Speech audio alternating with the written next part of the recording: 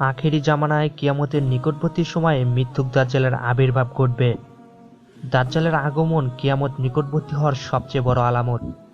মানবজাতির জন্য দাজ্জালের চেয়ে অধিক বড় বিপদ আর নেই। বিশেষ করে সে সময় যে সমস্ত মুমিন জীবিত থাকবে তাদের জন্য ঈমান নিয়ে টিকে থাকা অত্যন্ত কঠিন হয়ে পড়বে। সমস্ত নবী আপন আপন উম্মতকে দাজ্জালের ভয় দেখিয়েছেন। আমাদের প্রিয় নবী মুহাম্মদ সাল্লাল্লাহু আলাইহি ওয়াসাল্লামও দাজ্জালের ফিতনা থেকে সতর্ক করেছেন এবং তার অনিষ্ট থেকে বাঁচার উপায়ও বলে দিয়েছেন। তাই আমি আজ আপনাদের মাঝে খুব সংক্ষেপে দাজ্জালের আগমন ও দাজ্জালের ফিতনা থেকে বাঁচার উপায় সম্পর্কে বিশুদ্ধ হাদিস থেকে অতীব গুরুত্বপূর্ণ ও তথ্যবহুল আলোচনা শেয়ার করব ইনশাআল্লাহ। প্রথমে জেনে নিব দাজ্জালের আগমনের সময় মুসলমানদের অবস্থা কিরূপ হবে। দাজ্জালের আগমনের পূর্ব মুহূর্তে মুসলমানদের অবস্থা খুব ভালো থাকবে। তারা পৃথিবীতে শক্তিশালী ও বিজয়ী থাকবে। সম্ভবত এই শক্তির পতন ঘটানোর জন্যই দাজ্জালের আবির্ভাব ঘটবে। দাজ্জালের পরিচয়। দাজ্জাল মানবজাতিরই একজন হবে। মুসলমানদের কাছে তার পরিচয় তুলে ধরার জন্যে এবং তার ফিতনা থেকে তাদেরকে সতর্ক করার জন্যে নবী মুহাম্মদ সাল্লাল্লাহু আলাইহি সাল্লাম তার পরিচয় বিস্তারিতভাবে বর্ণনা করেছেন। দাজ্জাল অন্যান্য মানুষের তুলনায় স্বতন্ত্র বৈশিষ্ট্যের অধিকারী হবেন। জাহেল, মূর্খ ও হতভাগ্য ব্যতীত কেউ দাজ্জালের ধোঁকায় পড়বে না। নবী সাল্লাল্লাহু আলাইহি সাল্লাম দাজ্জালকে স্বপ্ন দেখে তার শারীরিক গঠনের বর্ণনাও প্রদান করেছেন। তিনি বলেন, দাজ্জাল হবে বৃহদাকার একজন যুবক পুরুষ। শরীরের রং হবে লাল, বেটে, মাথার চুল হবে কোকড়া, কপাল হবে উঁচু, বক্ষ হবে প্রশস্ত, চক্ষু হবে টেরা এবং আঙ্গুল ফলের মতো উঁচু। দাজ্জাল হবে নির্বংশ, তার কোনো সন্তান থাকবে না। বিভিন্ন সহিহ হাদিসে দাজ্জালের চোখ অন্ধ হওয়ার কথা বর্ণিত রয়েছে। কোনো কোনো হাদিসে বলা হয়েছে দাজ্জালের চোখ অন্ধ হবে। কোনো কোনো হাদিসে আছে তার ডান চোখ অন্ধ হবে, আবার কোনো কোনো হাদিসে আছে তার বাম চোখ অন্ধ হবে। মোট কথা, তার একটি চোখ দূষিত হবে। তবে ডান চোখ অন্ধ হওয়ার হাদিসগুলি বুখারী ও মুসলিম গ্রন্থে বর্ণিত রয়েছে। তাছাড়া দাজ্জালকে চেনা সবচেয়ে বড় আলামত হলো তার কপালে কাফের লেখা থাকবে। অপর এক বর্ণনা রয়েছে কাফ ফা র লেখা থাকবে। প্রতিটি মুসলিম ব্যক্তি তা পড়তে পারবে। অপর এক বর্ণনা রয়েছে অশিক্ষিত শিক্ষিত সকল মুসলিম ব্যক্তি তা পড়তে পারবে। মোট কথা, আল্লাহ মুমিনদের জন্য অন্তর্দৃষ্টি খুলে দিবেন। ফলে সে ব্যক্তি দাজ্জালকে দেখে সহজে চিনতে পারবে, যদিও ইতিপূর্বে সে ছিল অশিক্ষিত। কাফের ও মুনাফিক লোক তা দেখে পড়তে পারবে না, যদিও সে ছিল শিক্ষিত ও লেখাপড়া জানা লোক। কারণ কাফের ও মুনাফিক আল্লাহর অসংখ্য সুস্পষ্ট দলিল প্রমাণ দেখেও ঈমান আনয়ন করেনি। দাজ্জালের বর্তমান অবস্থান। দাজ্জালের বর্তমান অবস্থান সম্পর্কে সহিহ মুসলিমে কিতাবুল ফিতান অধ্যায়ে একটি বৃহৎ হাদিস বর্ণিত রয়েছে, যেখানে রাসূলুল্লাহ সাল্লাল্লাহু আলাইহি সাল্লাম তামিম দারি রাদিয়াল্লাহু তাআলা আনহু এর এক ঘটনা বলতে গিয়ে বলেছেন, দাজ্জাল পৃথিবীর কোনো এক দ্বীপে শিকল দিয়ে বাঁধা অবস্থায় আছে। খুব শীঘ্রই তাকে সেখান থেকে ছেড়ে দেয়া হবে। চলুন এবার দেখে নেব দাজ্জালের যে সমস্ত ক্ষমতা দেখে মানুষগণ বিভ্রান্তিতে পড়বে। দাজ্জাল দ্রুত এক স্থান থেকে অন্য স্থানে পরিভ্রমণ করতে পারবে। নাওয়াজ বিন শামআন থেকে বর্ণিত রয়েছে, নবী সাল্লাল্লাহু আলাইহি সাল্লামকে দাজ্জালের চলার গতি সম্পর্কে জিজ্ঞেস করা হলে তিনি বলেন, দ্রুতগামী বাতাস বৃষ্টিকে যেভাবে চালিয়ে নিয়ে যায়, দাজ্জালের চলার গতিও সেরকম হবে। দাজ্জালের সাথে থাকবে জান্নাত ও জাহান্নাম। প্রকৃত অবস্থা হবে সম্পূর্ণ বিপরীত। দাজ্জালের জাহান্নামের আগুন হবে প্রকৃতপক্ষে সুমিষ্ট পানি এবং জান্নাত হবে জাহান্নামের আগুন। নবী সাল্লাল্লাহু আলাইহি সাল্লাম বলেন, দাজ্জালের সাথে যা থাকবে তা আমি অবগত আছি। তার সাথে দুটি নদী প্রবাহিত থাকবে। বাহ্যিক দৃষ্টিতে একটিকে সুন্দর পরিষ্কার পানি দেখা যাবে, অন্যটিকে দাও দাও আগুন জ্বলতে দেখা যাবে। যার সাথে দাজ্জালের সাক্ষাৎ হবে সে যেন দাজ্জালের আগুনে ঝাঁপ দিয়ে পড়ে এবং সেখান থেকে পান করে, কারণ উহা হবে সুমিষ্ট পানি। দাজ্জাল মৃত ব্যক্তিকে জীবিত করতে পারবে। দাজ্জাল তার কর্মকাণ্ডে শয়তানের সহযোগিতা নেবে। নবী সাল্লাল্লাহু আলাইহি সাল্লাম বলেন, দাজ্জাল মানুষের কাছে গিয়ে বলবে, আমি যদি তোমার মৃত পিতামাতাকে জীবিত করে দেখাই, তাহলে তুমি কি আমাকে প্রভু হিসেবে মানবে? সে বলবে, অবশ্যই মানব। এ সুযোগে শয়তান তার পিতামাতার আকৃতি ধরে সন্তানকে বলবে, হে সন্তান, তুমি তার অনুসরণ করো, সে তোমার প্রতিপালক। জড় পদার্থ ও পশুরাও দাজ্জালের ডাকে সাড়া দেবে। দাজ্জালের ফিতনার মাধ্যমে আল্লাহ তার বান্দাদেরকে পরীক্ষা করবেন। দাজ্জাল আকাশকে আদেশ দিবে বৃষ্টি বর্ষণ করার জন্য, আকাশ তার আদেশে বৃষ্টি বর্ষণ করবে। জমিনকে ফসল উৎপাদন করতে বলবে, জমিন ফসল উৎপাদন করবে। চতুষ্পদ জন্তুকে ডাক দিলে তারা দাজ্জালের ডাকে সাড়া দিবে। নবী সাল্লাল্লাহু আলাইহি সাল্লাম বলেন, দাজ্জাল এক জনসমাজে গিয়ে মানুষকে তার প্রতি ঈমান আনয়নের আহ্বান জানাবে। এতে তারা ঈমান আনবে। দাজ্জাল তাদের উপর বৃষ্টি বর্ষণ করার জন্য আকাশকে আদেশ দিবে।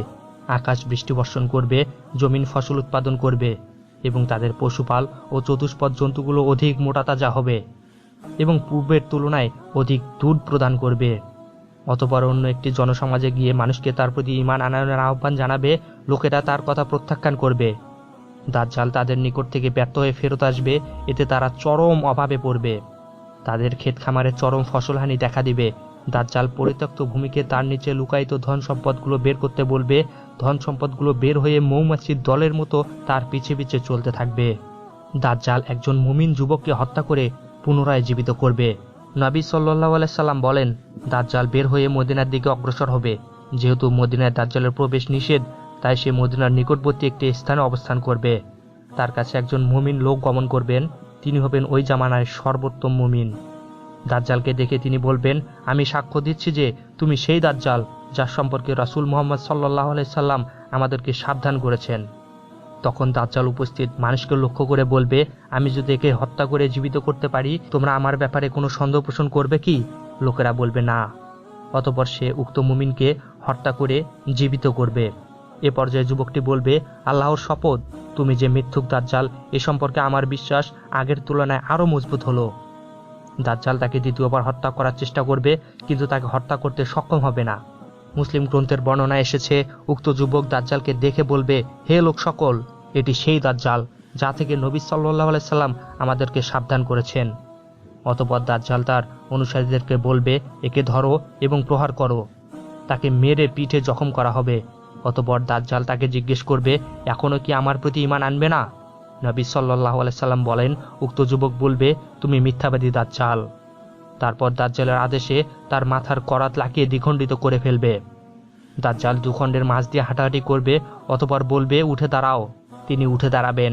দাজ্জাল বলবে, এখনও ঈমান আনবে না? তিনি বলবেন, তুমি মিথ্যুক দাজ্জাল হওয়ার ব্যাপারে এখন আমার বিশ্বাস আরও বৃদ্ধি পেয়েছে। অতঃপর তিনি বলবেন, হে লোক সকল, আমার পরে আর কারো সাথে এরূপ করতে পারবে না। অতঃপর দাজ্জাল তাকে পাকড়াও করে আবার জবে করার চেষ্টা করবে, কিন্তু তার গলার জবে করার স্থানটি তামায় পরিণত হয়ে যাবে। কাজেই সে জবে করতে ব্যর্থ হবে। অতঃপর তাকে তার পা ধরে জাহান্নামে নিক্ষেপ করবে।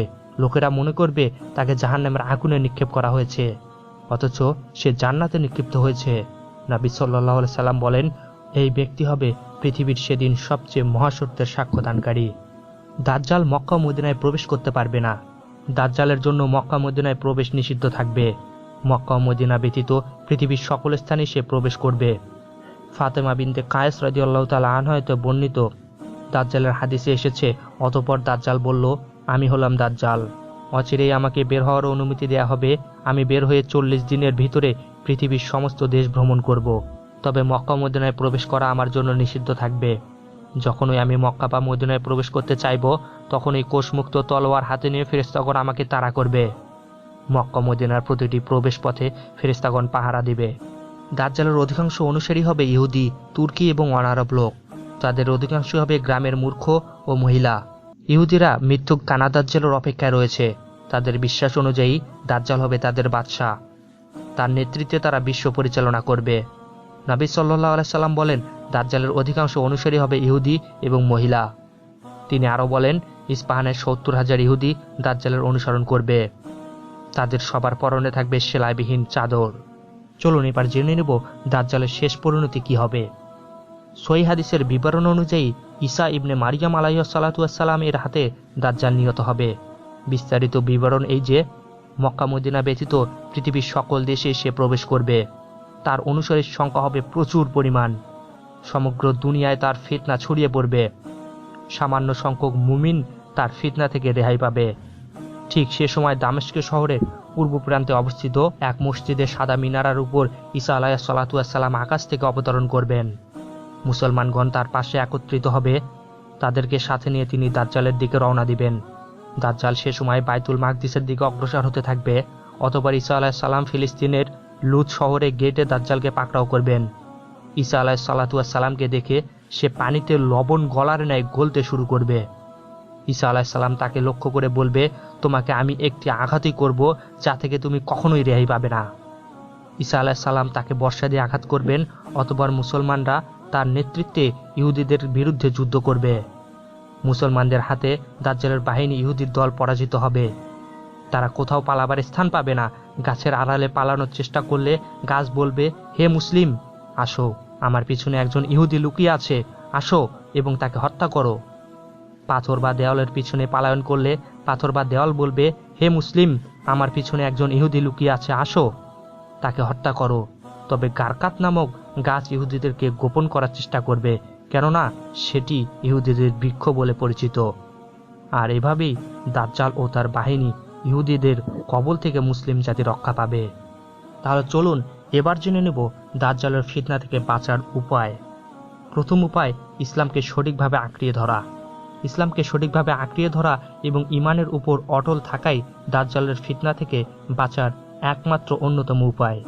যে মুমিন আল্লাহর নাম ও তার অতুলনীয় সুমহান গুণাবলী সম্পর্কে জ্ঞান অর্জন করবে, সে অতি সহজেই দাজ্জালকে চিনতে পারবে। সে দেখতে পাবে দাজ্জাল খায় ও পানও করে। মুমিনদের আকীদা হলো এই যে আল্লাহ তাআলা পানাহার ও অন্যান্য মানবীয় দোষ ও গুণ থেকে সম্পূর্ণ পবিত্র। যে পানাহারের প্রতি মুখাপেক্ষী, সে কখনো আল্লাহ বা রব হতে পারে না। দাজ্জাল হবে অন্ধ, আর আল্লাহ এরূপ দোষ ও ত্রুটি থেকে অনেক ঊর্ধ্বে। দাজ্জালের ফিতনা থেকে বাঁচার দ্বিতীয় উপায়টি হলো, আয়েশা রাদিয়াল্লাহু তাআলা আনহা বলেন, আমি নবী সাল্লাল্লাহু আলাইহি সাল্লামকে নামাজের ভিতরে দাজ্জালের ফিতনা থেকে আশ্রয় চাইতে শুনেছি। তিনি নামাজের শেষে তাশাহুদে দাজ্জালের ফিতনা থেকে আশ্রয় চাইতেন। অতএব আপনিও দাজ্জালের ফিতনা থেকে বাঁচার জন্য নামাজ শেষ করে তাশাহুদে দাজ্জালের ফিতনা থেকে বাঁচার জন্য দোয়া করুন। নবী সাল্লাল্লাহু আলাইহি সাল্লাম দাজ্জালের ফিতনার সম্মুখীন হলে মুমিনদেরকে সূরা কাফ মুখস্থ করতে এবং তা পাঠ করতে আদেশ করেছেন। তিনি বলেন, যে ব্যক্তি সূরা কাফের প্রথম 10টি আয়াত মুখস্থ করবে, সে দাজ্জালের ফিতনা থেকে হেফাজতে থাকবে। আমরা মহান আল্লাহ তাআলার নিকট দোয়া করি যেন তিনি আমাদের সকলকেই কিয়ামতের পূর্বে সবচেয়ে বড় ফিতনা দাজ্জাল থেকে আমাদের ঈমানকে রক্ষা করেন। আমিন।